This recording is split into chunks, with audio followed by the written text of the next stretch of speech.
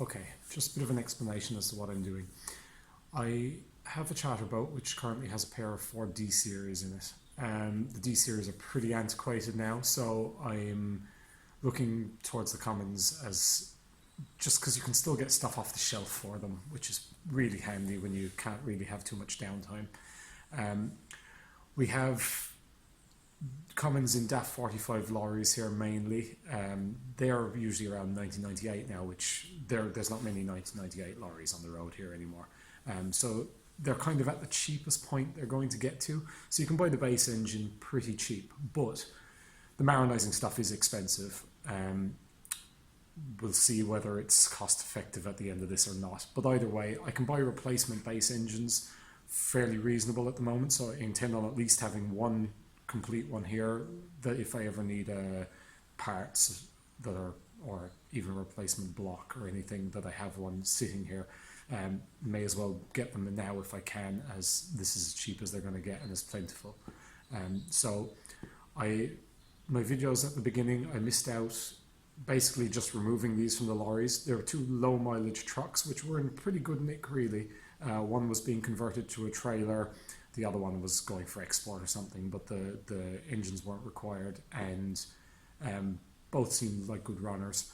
So first of all, I'm just doing the kind of freshening up, basic service stuff, seals, gaskets, bits and pieces. I'm not rebuilding the engines. Both seem to be good runners and like that, still very low mileage. The only other things I missed out is taking off the commercial stuff or the automotive stuff which won't be needed, like the vacuum pump, clutch, engine mounts, all the various bits of wiring and hoses and stuff that just isn't needed, and cleaning them up, good degreasing and power washing. I had meant to film it at the time, but just didn't happen. Our season's nearly over, so the Fords should be coming straight out when it's out, clean up the engine bays, and these will possibly be going in before the end of the year, at which point I'm switching the boat to 24 volt. These are 24 volt engines, or they have 24 volt ancillaries at least, so it's easier for me to change them to 24 volt than, or to keep them 24 volt and change the boat and put in some sort of split charger to run the 12 volt system which is left. So I hope to have these engines fitted possibly before the end of the year, or very early in January perhaps. We relaunch in mid-March, so we'll be shaking them down then and finding out any teething problems or any issues that you may have should you decide to do the same thing. They will be working for the season after that. So some stuff I'm not after cooling them just yet. I may at a later date. I'll see how they perform in the boat. The standard Cummins marine unit makes 210 horsepower without intercoolers. If I made 210, I'll be more than happy with the pair. That gives me a cruising speed somewhere around 12 to 14 knots, which I'm more than happy with. So I'll carry on with these videos anyway. The first one is basically just going to be doing the basic service stuff, gaskets, seals, etc. Then I'll give a go through all the Marinising bits that I had to buy before they go into the engines, and we'll work our way through the whole thing.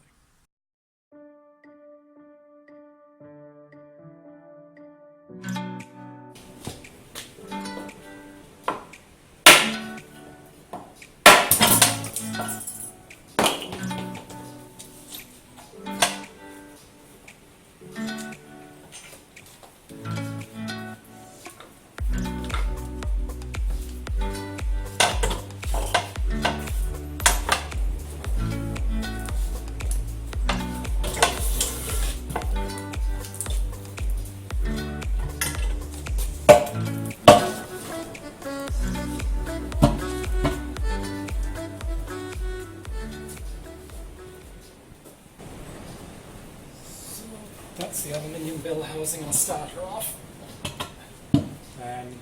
This engine is out of a DAF 55. The other one is out of a DAF 45. So everything I had done to suit that one. The bell housing on that one is SAE3, but it doesn't have any positions for rear engine mounts. So I had hoped that I was going to get a second aluminium one and use two of these, but I hadn't realised that they were two entirely different sizes. Different starters, different flywheels, and the flywheel I have for the DAF 45 I can get faced in the engineering place and make the drive plate fit it, but the flywheel that is on the 55 engine isn't suitable to take a marine drive plate, so that's why I've now got to go into the cast housing, and I'll have to work out the engine mounts later.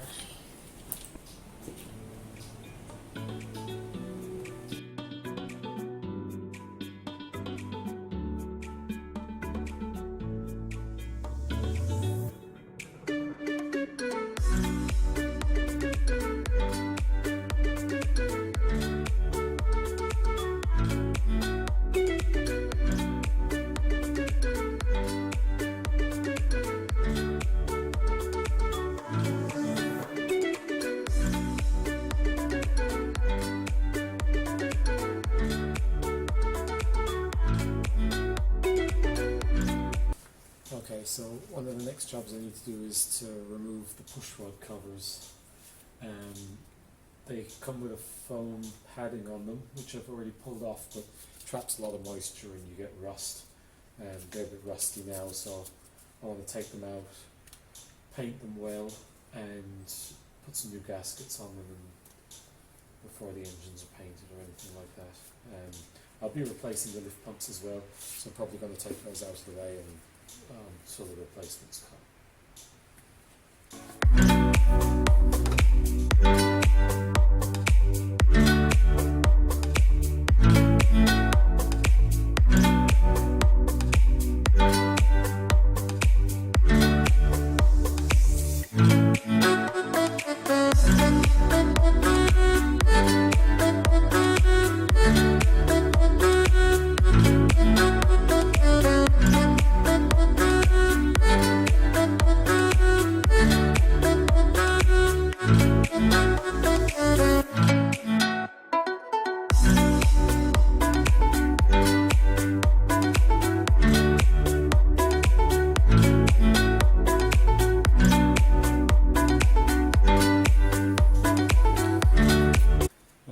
That's pretty crusty.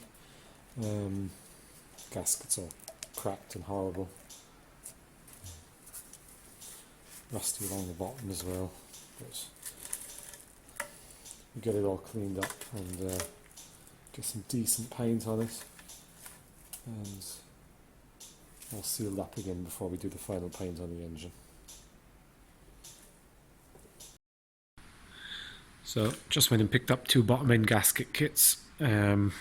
Pissed off now because that's the pushrod cover gasket that I needed, so I could put these back on, and realised that someone's taken it out of that kit already, so now I have to go back down there tomorrow and pick up another one of those. I have the pushrod covers there all painted up and nice and fresh, so I can get those put back on now as soon as I get the other one of those. These ones had rubber gaskets and these are cork gaskets, which I don't really like, but it might not be too much of a problem, seeing as the pushrod cover shouldn't need to come off at all, really. I had them on the rocker covers on the Ford, and because you need to set the tappets and stuff, nearly every time you took it out you need to replace the cork gasket, which is a bit of a nuisance. Some of the headsets of gaskets come with the pushrod cover gasket in them, but when I went there today to see what they had, their bottom end gasket kits had it, and as I don't need head gaskets, this has the timing case gasket, and it comes with the crankshaft end seals, which I would like to do now because it makes sense. So that's the pushrod covers back on both engines. They're all cleaned up. Got the other gasket this morning, so they're sealed up and done.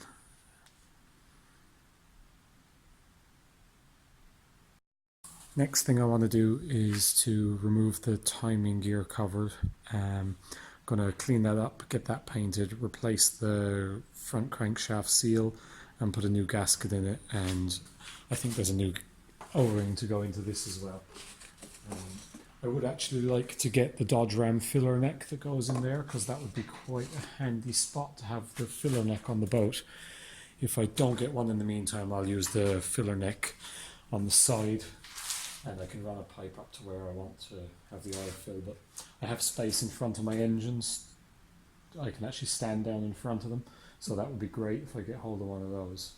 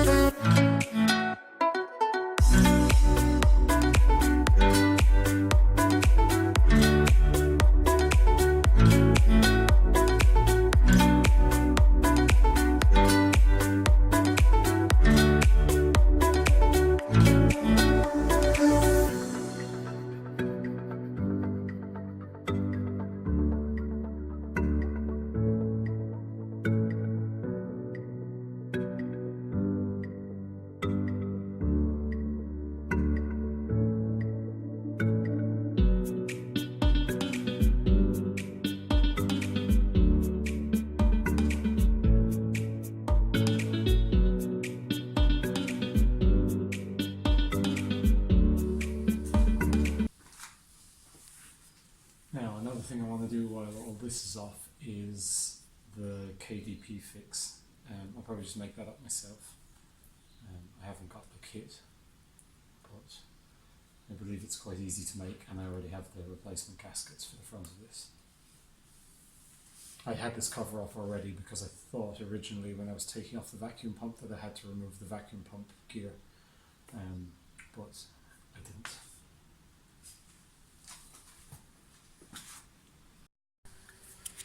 So I just made up my two little KDP fixes. Quick little job really, just a bit of flat steel and grind them out the right shape, and I just chiseled out the little corners of the aluminium piece there. Plenty of stuff about that on YouTube already anyway. It's just this pin, if you haven't heard of it, can come loose. Get in your timing gears, and that's that. So I'm just going to cover this bolt in Loctite. The bolt's already there, it's part of the housing thing.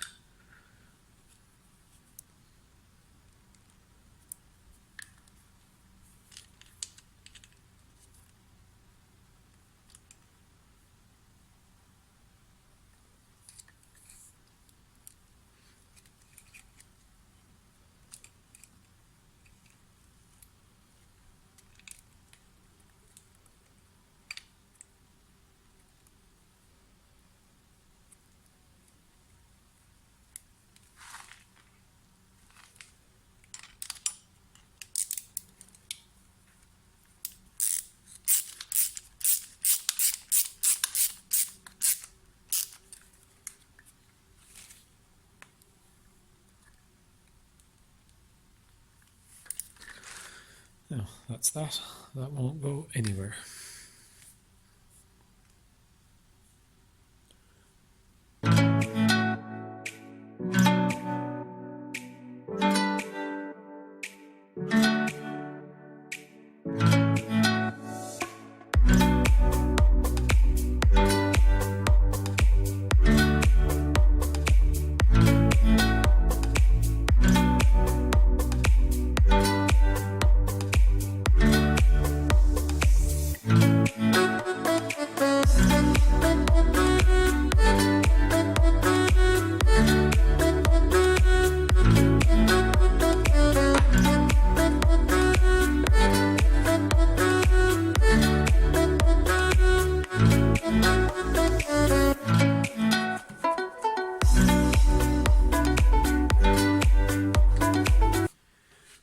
is both of those done. I replaced the crankshaft seal in them yesterday in paint. I gave it a good going over with a wire brush, and even used the flapper disc on that one a bit because it was pretty rough. Didn't video doing the bottom seal. There's videos about that online. I had a bearing race big enough to hit them in, an old bearing race. There is a tool for fitting them, but I didn't have one, so we had to make do. So I'm just doing the crankshaft seal on the back of that engine. Just, of course, had to take the bell housing off again. That's the plate that it fits into. This is a new seal. I've knocked out the old seal now. The retainer, I had put one in, and the retainer slipped out and actually damaged the other main seal.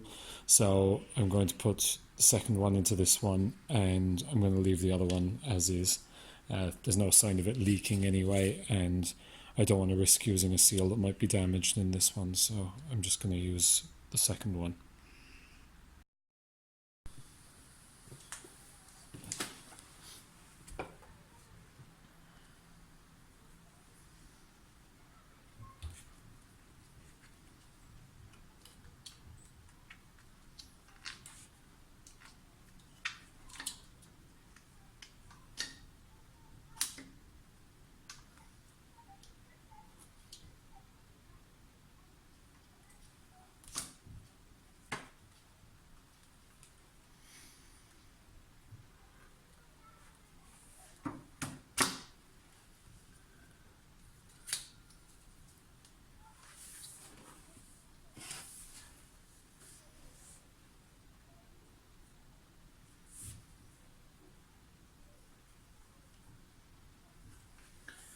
Okay, that's better this time.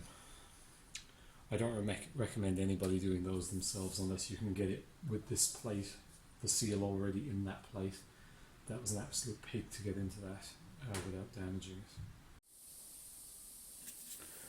it. Okay, so over the last day or two, I haven't done a lot. I took the sump off of this engine just to clean them up and give them a good coat of paint. They're steel sumps, so rust I have to be cautious of. You can use the aluminium sump off Dennis Dart bus, which can be got, but they're a shallow sump. I don't need a shallow sump. These were already way shallower than the Ford ones that are in there, so I have plenty of space. You also have to do a windage plate and stuff if you do that, and I think you need a different oil strainer probably off the bus as well. And it's just, okay, the aluminium sump would be nice, but I'm just going to stick with what I have and just make sure they're painted and kept well. It also gave me a chance just to have a look inside, make sure that there's nothing horrible looking in the bores or anything like that, but everything seems okay. Thermostat housing down, so that shouldn't be too bad to pipe to that now. It's not quite as neat as the other one, but I think it'll work all right. And I've come up with an idea for the lower one, which I'll go through a bit more once a part I'm waiting for arrives. And the other engine, I've just started to take all the stuff off again, getting it ready for paint. I'm going to take the oil pan off that now as well. And yeah, get it cleaned up properly, and then I'm going to be ready to paint the two blocks. I want to change the thermostats as well while I'm at it.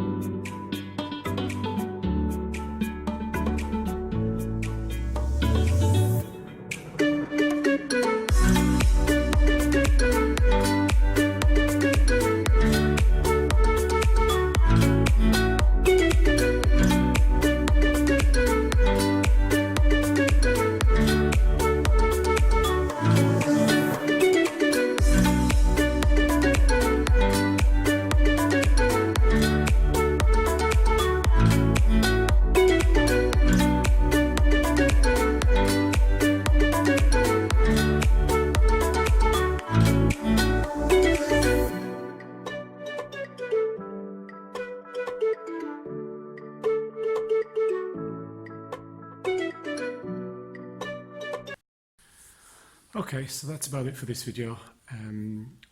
Almost ready to paint now, just a few little bits and pieces to do, waiting for the new water pump and thermostats and stuff to arrive, and must just get a bit of thinners and things for the paint and cleaning the gun and stuff. So by the next video we'll be on to some of the marinising stuff, and I'll go through all that in the next video. So thanks for watching, and I hope you enjoyed the videos.